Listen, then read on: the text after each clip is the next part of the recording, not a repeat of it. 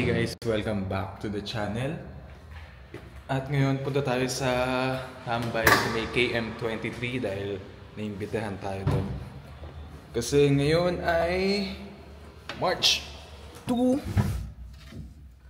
at ang sabi nila R32 day daw ngayon at bukas R33.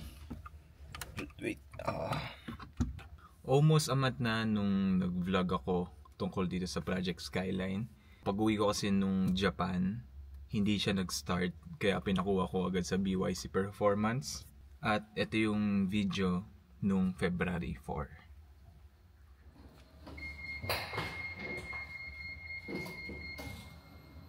Meron. May pump.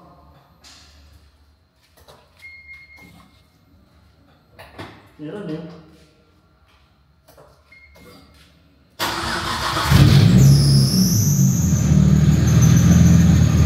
Namiss yata ako, boss. Ha? Namiss ka lang?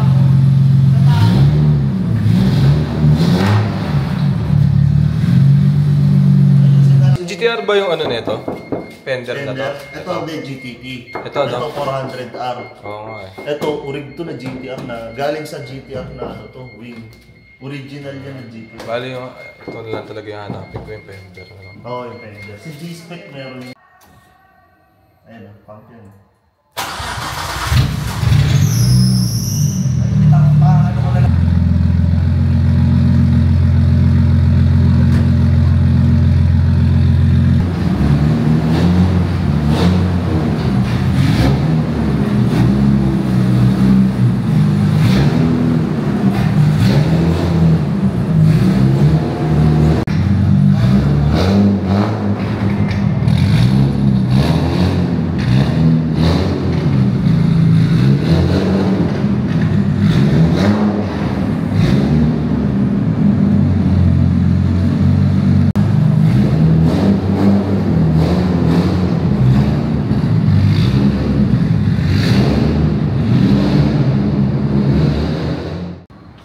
Parang gago yung sasakyan ko.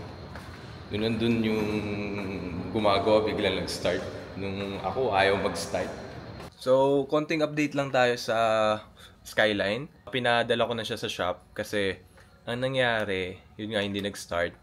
Tapos kapag naka-aircon siya, namamatayan siya. So, nag-decide na ako na dalhin siya sa mekaniko which is yung gumagawa nga nung Skyline.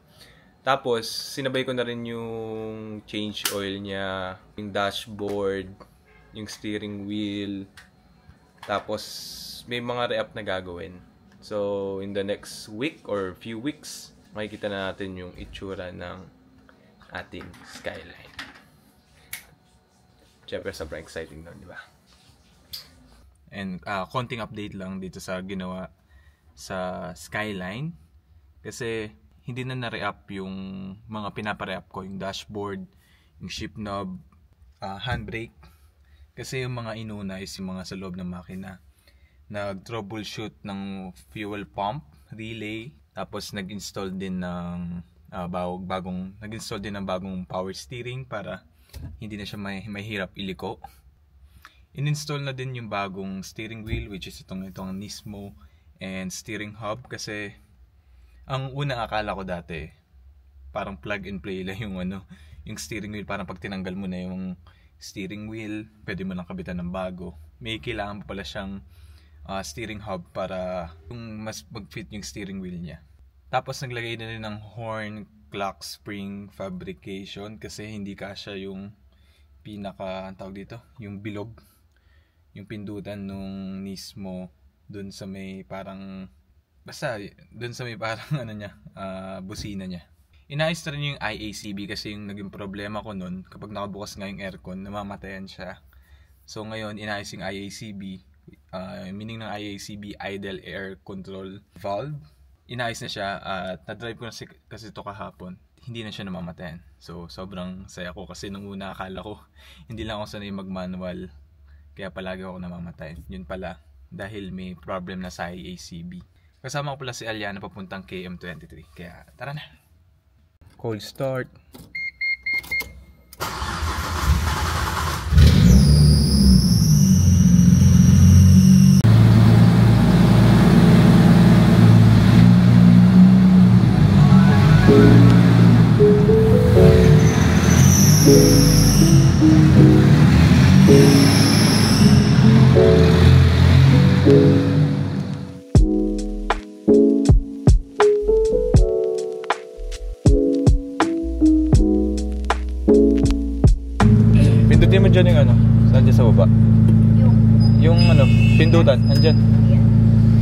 Pinindot mo? Tama ba? Mali, sabi ko Tama ba? pindutin mo eh. Ah, okay. Ano ba yung pindot?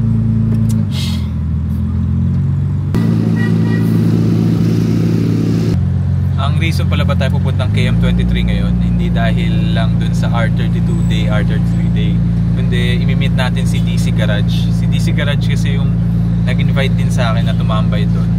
At papa-estimate kasi ako ng change color at yung paayos ng bodyworks dahil natanggalan na ako ng side skirt kagabi sa Quiapo. So baka ito na yung time para ipaayos na yung mga body kit niya. Time na rin baka papintura na natin. So papa-estimate tayo mamaya.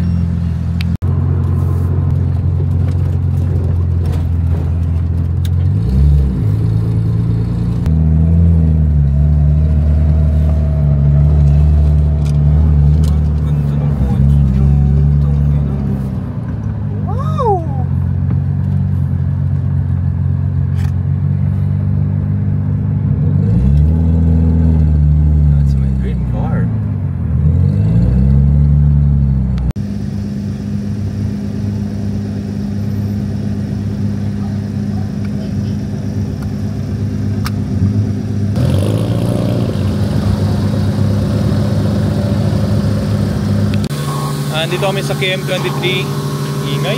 So yung KM23 sa NLEX siya, Petron gas station na stopover. As kung di ako nagkakamali, parang before exit siya ng Marilao.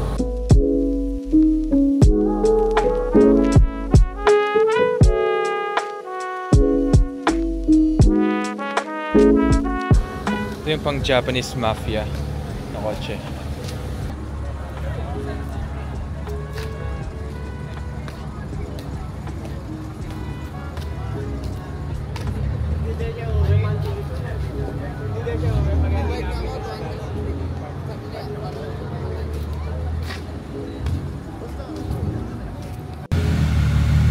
Time check, 12 midnight na, pero may mga sasakyan pa rin dadatingan. Pero kami uwi na kami kasi maaga pa kami bukas. And this is my first car meet kasama tong Skyline, and hope marami pa akong car meet na mapuntahan. Siyempre invite nyo lang ako kung gusto nyo akong invite sa mga car meet.